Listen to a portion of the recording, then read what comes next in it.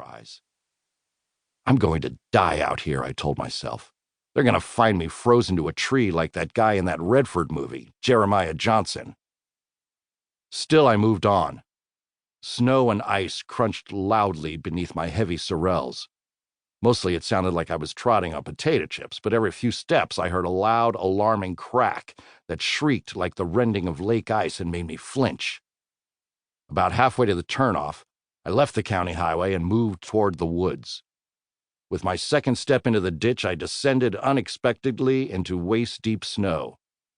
There was a moment of panic. Somehow I had the idea I was sinking into a kind of Nordic quicksand, but it promptly subsided. With hard effort, I plowed my way across the ditch to the steep embankment on the far side. Grabbing hold of the low-hanging branch of a spruce tree, I pulled myself up. The snow wasn't as deep in the woods, only about a foot. It was hard going, but not as hard as it had been. Still, after 50 yards, I was breathing rapidly and I began to feel warm inside my snowsuit. After a few more yards, I was perspiring freely. I paused for a moment to rest. Can sweating in sub-zero temperatures bring on hypothermia, I asked myself. Not having a clear answer troubled me. Damn, Mac, you should have been better prepared. I continued walking. My plan was simple, if not contradictory. Follow the road to the lake cabin, but stay off it. Keep your distance, but don't let it out of your sight. Make sure Teachwell doesn't see you coming, but don't get lost either. The woods were dark and deep, as the Robert Frost poem suggested. There was no sun, or even the hint of sun, and a subtle gloom fell around me. Yet it wasn't the lack of light that made the woods seem so terribly strange and weird. It was the lack of sound. The wind that had blown so ferociously across the county road was less noticeable here. The trees still swayed and twisted above me, but on the forest floor all was still and silent. Even my feet trudging through the snow made little noise. The only sound I could hear through the blue ski mask was the muffled timbre of my own breath. I found it very disconcerting. For the first time, I understood why some people believe that going deaf is worse than going blind. After a while, I began to lose sense of both time and distance.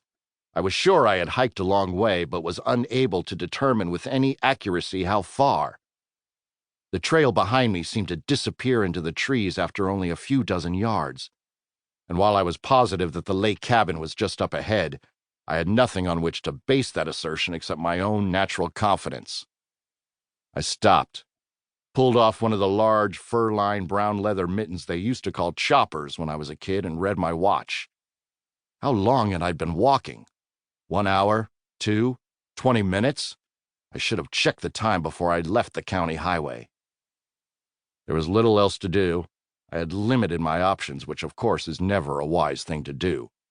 So I continued hiking forward, although I had to admit my enthusiasm was waning. Ice formed around the mouth hole in the ski mask, and my eyebrows, left exposed by the eye holes, were frosted. I knew cold. I had grown up in Minnesota, after all. Only I couldn't remember ever being colder. Certainly it was too cold to travel by foot. That's when I realized I had lost sight of the road. Okay, this is a mistake, I admitted to myself. They really are going to find me frozen to a tree. I held on through a level stretch of woods. The pump jockey at the service station in Ponymas said the cabin was less than a mile from the county road, yet that estimate had proved to be woefully inaccurate. I didn't know how far I had walked, but it was a hell of a lot farther than a mile. Then I was out of the woods. The clearing had appeared so abruptly that I was several yards deep into it before I turned and quickly retreated back along my trail until I was safely concealed by the trees. I squatted behind a stand of spruce and examined the clearing. An SUV was parked about 30 yards from the mouth of the road. The license plate was obscured by snow, but I knew a 2001 Toyota 4Runner when I saw one. Teachwell's.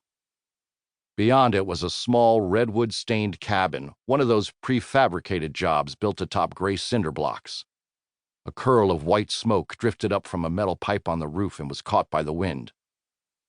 I don't believe it, I said in a low whisper. Half the cops in Minnesota were